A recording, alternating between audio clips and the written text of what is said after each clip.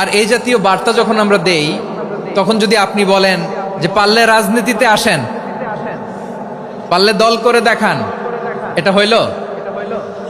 আমি কি এরকম কোনো কথা বলেছি? না। আমি একজন মুফাসসিরে কোরআন, আমি একজন আলেম, এর বাইরেও আমার সবচেয়ে বড় পরিচয় আম আ সিটিজেন অফ বাংলাদেশ। আমি বাংলাদেশের একজন সাধারণ নাগরিক। আমার দেশের যে কোনো সমস্যা, যে কোনো ইনকনসিস্টেন্সি, অসঙ্গতি নিয়ে মত প্রকাশের স্বাধীনতা আমার আছে না নাই? আপনারাই তো বাক স্বাধীনতার কথা বলেন, ফ্রিডম অফ স্পিচের কথা বলেন, বাক স্বাধীনতার কথা বলেন। আপনারাই যদি আবার কোনো মন্তব্যের কারণে বলেন যে রাজনীতির মাঠে আসেন, দল করেন, দেখি কতটুকু পারেন, এটা ঠিক হবে না। এখানে কি আমি কোনো দলের নাম বলেছি? বাংলাদেশে 48টা প্রায় নিবন্ধিত রাজনৈতিক দল, কোনো দলের নাম আমি বলিনি। কথাটাকে আমি জেনারেল রেখেছি। দায়ীদের বৈশিষ্ট্যই এটা, দায়ীরা জেনারেলি কথা বলে, যার যেই মেসেজ নেয়ার তারা সেখান থেকে নিয়ে নেয়। একটা লাইনকে কেন্দ্র করে আমাদের অনেক রাজনীতিবিদ বন্ধুরা অনেক ক্ষুব্ধ প্রতিক্রিয়া দেখাচ্ছেন। ওই কথাকে নিজেদের গায়ে টেনে, নিজেদের গায়ে মেখে ওনারা ক্ষুব্ধ হয়েছেন।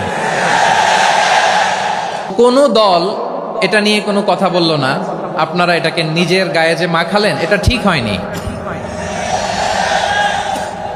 আমি বলবো যে এটা খুবই অনভিপ্রেত হয়েছে।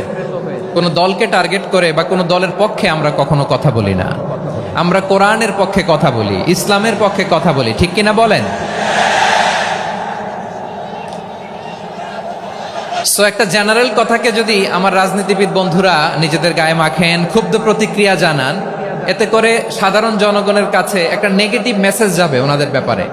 এটা হোক আমরা চাই না। তো আমার প্রিয় রাজনীতিবিদ বন্ধুদের আমি বলবো, কথাটা ছিল ভেরি জেনারেল, এটা নিজেদের গায়ে মাখানোর কোনো দরকার নাই।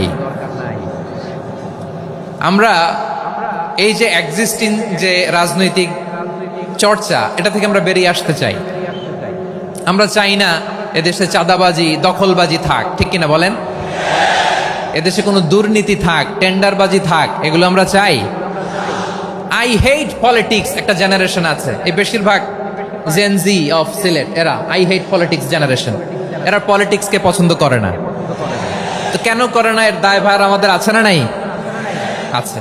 এবং আমরা দেখেছি ক্ষমতার পালাবদল যখন হয়, এক সরকার যায় আরেক সরকার আসে, তখন দুর্নীতির ফিরিস্তি আমরা জানতে পারি, এর আগে জানতে পারি না। প্রতিটা দলের ভেতরেই আমরা এই বাজে চর্চাটা দেখেছি। সো এখন আমাদেরকে শুধরে নেওয়ার সময় এসেছে। এটা এই সুন্দর সময়, নতুন